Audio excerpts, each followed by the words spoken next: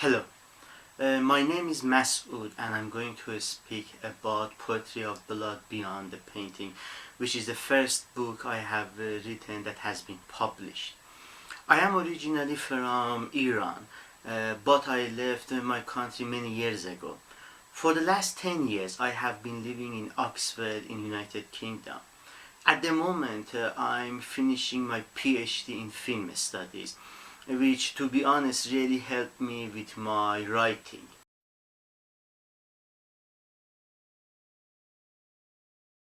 When I was 12 or 13 years old back in Iran, a very close family member passed away. And different people have different ways of grieving for the loved ones when they pass away. So for me, instead of crying or feeling depressed, I started to write some poems, which at the time, surprisingly, they were published in one of the major newspapers in the country. I continued with writing poetry for a few years, but as time passed, I moved to another medium, which was basically books and writing fictions.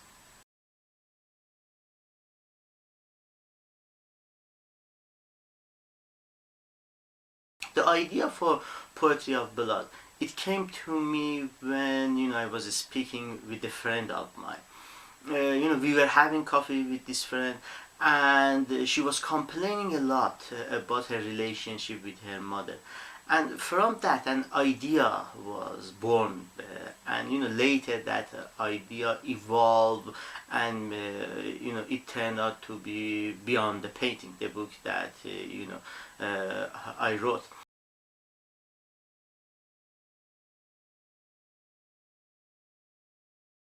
The title came from a painting which my brother and we bought. It's a very simple painting. It's about two angels who are trying to carry the body of a dead young woman to heaven. But the more you spend time with the painting and with the imagery, with the color, you feel that there is something more into it. And that was what I was hoping to create with my book, writing a story which goes beyond what is at its surface.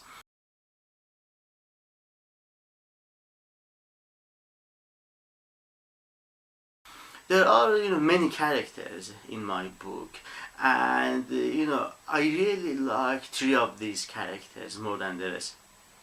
The first one that I really love is a character of Painter, which is basically a sort of a king for all the vampires. But he's extremely manipulative, and he doesn't show violence unless it is necessary for him to show that. And he's also an artist, he has great artistic abilities. The second character that I really love is a female character, which is called Rei, and she's Japanese, and the character is based on a very good friend of mine, Rei, who lives in Tokyo, in Japan. And she's a very strong woman, and I really wanted to write a character based on her, since the very first few days that I knew her. The third character that I really like is a character of Dr. Helsing, which as the name suggests is sort of a tribute to the character of Van Helsing. This character of Helsing in my book, he's also an academic and intellectual like the original Van Helsing. However, the difference is that my Helsing, he's a vampire hunter who is extremely disillusioned by his life, and not that everything before him is falling apart, and he's realizing that he's getting too old, and he wants to change things around him, but he realized that it's too late for him.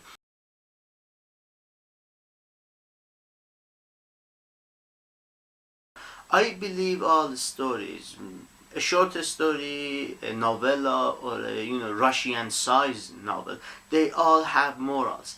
And the moral of my story is that people wants to improve their life situation, even if, for example, they have one more day to live. They want to experience new things and basically come to terms with their past actions and past doings.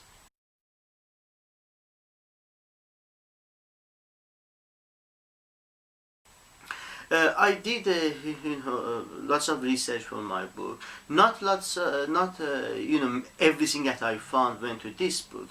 At some point I realized that I need to write a sequel to this book, which is the book I am working at the moment. And I haven't put a title for it yet, but it's going to be the second book in the Poetry of Blood series.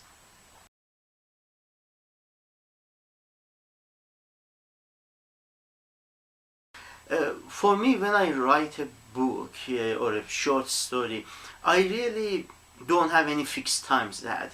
For example, I limit myself to write 2 hours to 3 hours each day.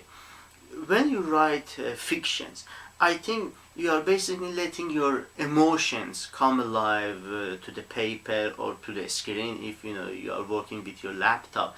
And you need to, my opinion, let that emotions, when they want to come alive, you let them come alive.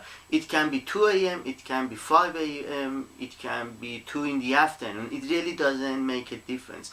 When the emotion is there, put it on the screen, put it on the paper.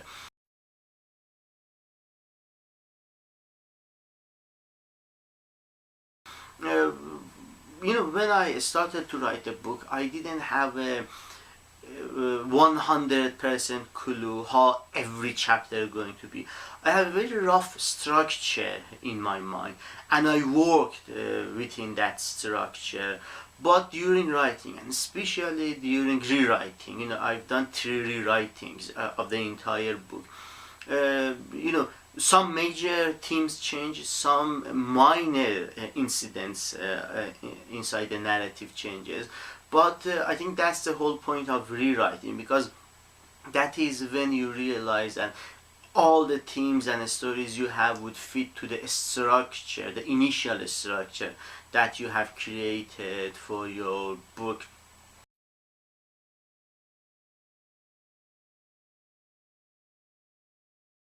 I won't give any advice to anybody about writing. I'm a new writer myself, and I have a lot to learn. And for myself, I read as much as I can, I write as much as I can, and I hope for the best. And I think hoping for the best for me again, it means having people who read my stories, because after all, I don't read for myself only, I write for other people as well. And that is why sometimes when I want to write, I go to a small, rather quiet local coffee shop near my flat, because there are people around me, different members of the society. Sometimes, I speak with them, sometimes they speak to me, and, we share stories, and we learn from each other experiences.